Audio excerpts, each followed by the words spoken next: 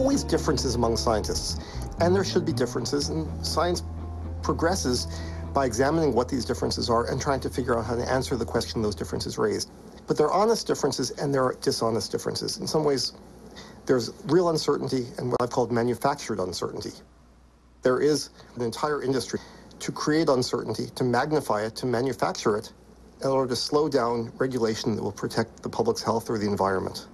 There's a huge amount of distortion of science right now. It's not the job of scientists to come out and complain about distortion in science. That's the job of journalists, is to step forward and say, this is what scientists are saying, and this is being distorted. Crime, corruption, and scandals may be the staple of investigative journalism. But to this list must be added the innocuous-sounding category known as product defense. I set the rules to protect the health of workers, the environment, and the communities around some of the nation's most polluted sites. I began to see this whole industry, the product defense industry, which exists really to create studies and to create the environment to convince people that certain hazards are not really hazardous. During his years in government, David Michaels witnessed corporate attacks on independent scientific research that threatened industry's bottom line. One of the earliest and most aggressive players in what came to be called product defense was big tobacco.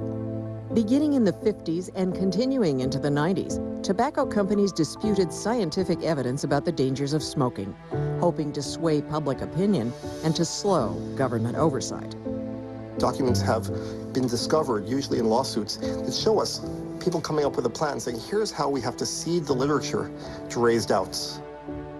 Companies faced with scientific evidence detrimental to their profits often hire product defense specialists to support research friendly to the industry, coordinate legal defense strategies, try to frame or reframe the public debate. When one fight is over, they move on to the next. Many of those same institutions that were working to undermine the science, to attack scientists, to create confusion, 10 years ago, those were some of the same think tanks, the same individuals that were creating confusion also about the dangers of secondhand smoke. They were doing this in the 90s. They're now doing this on global warming. My question is, what are they going to be doing 10 years from now? The way a lot of these guys work is they push themselves as like, I'm a free market, I'm a libertarian kind of guy. Not necessarily I'm for this corporation. It's always, it's free market. They tap into that aspect of the American psyche that does not like government. Says that's exactly how product defense works. There is no debate in the scientific community virtually around the effects of secondhand smoke. But the tobacco industry tried to say that's junk science. The flip side of it is this idea that sound science, and you often hear corporations saying, we support regulation, but only regulation based on sound science. I think what they want is something that sounds like science, but isn't. They didn't seem to exist, and I found their old website. And once I realized this was a now defunct group, I realized, oh, this is an AstroTurf group. It's these phony groups set up by corporations designed to look like grassroots organizations. And once I found that, then everything came unraveled. And from there, I just started tracking everything. And its tax records showed it had millions of dollars at its disposal to influence the debate. That story has an aha moment, and that's when we got the tax forms back. And it clearly showed that the groups behind the so-called environmental group was in fact the timber industry. I mean, it was clearly there. I mean, it's just one of those great moments, and I went into Paul and I said, you just nailed this story. What's happening right now in America is large corporations are able to spin this science to their benefit, to cut down on regulations, to confuse the public so that the public is not outraged when something is dangerous. Paul's work is important because, as a rule of thumb, we give scientists the benefit of the doubt.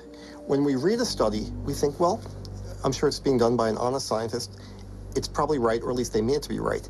And when he's able to show through finding documents that these sets of studies were really set up by a corporation to protect itself, it says these studies were really invented to manufacture uncertainty and to slow down public health protections. Final straw at ES&T came when he was told not to write a story, reporting the White House was stopping government scientists from speaking out about the link between global warming and more intense hurricanes.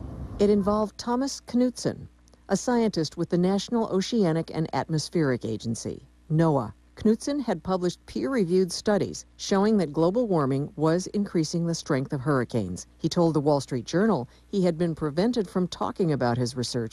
20 years from now, corporations will still be creating front groups. They're still going to be attacking scientists for publishing results that they don't like. They're still going to be spending money to buy off congressmen. That's not going to change. I mean, this is going to be an old story 20 years from now.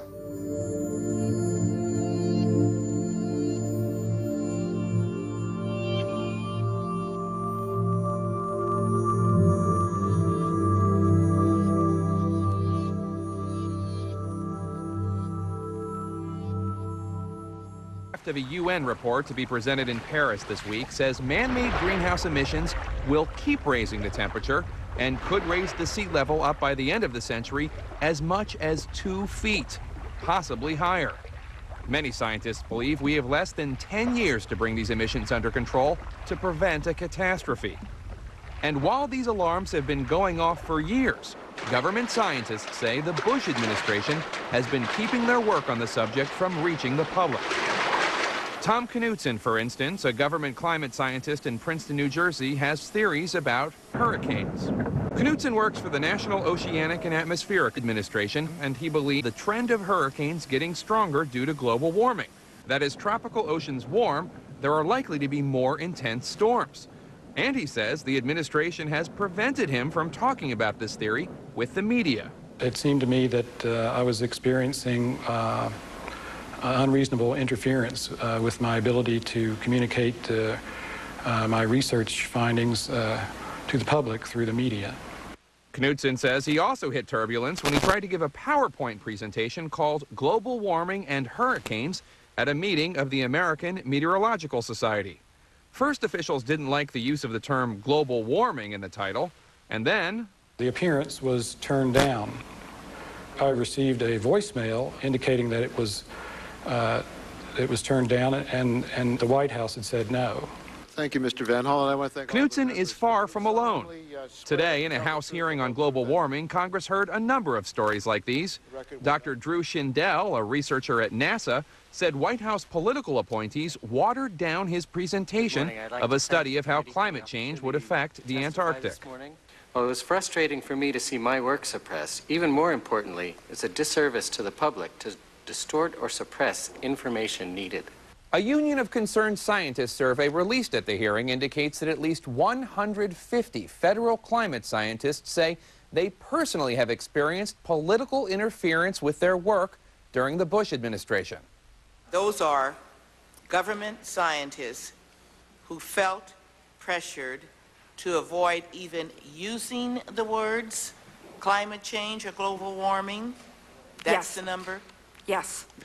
Rick Piltz, a former climate change official, testified that a White House aide deleted from a report to Congress what is scientific consensus, that global warming is advancing the melting of mountain glaciers and polar ice. Did he ever give a plausible reason why he would remove that warning to Congress? He called it speculative musing. Speculative musings. Speculative musing. In an interview with Nightline, Piltz described his years coordinating global climate change research. Things changed when the Bush administration took over, he says. If they could suppress it, they would suppress it. If they couldn't suppress it, they would ignore it. It was the communication in plain English that bothered them, because I think they feared that an honest discussion between scientists and society would lead to greater pressure for a stronger policy.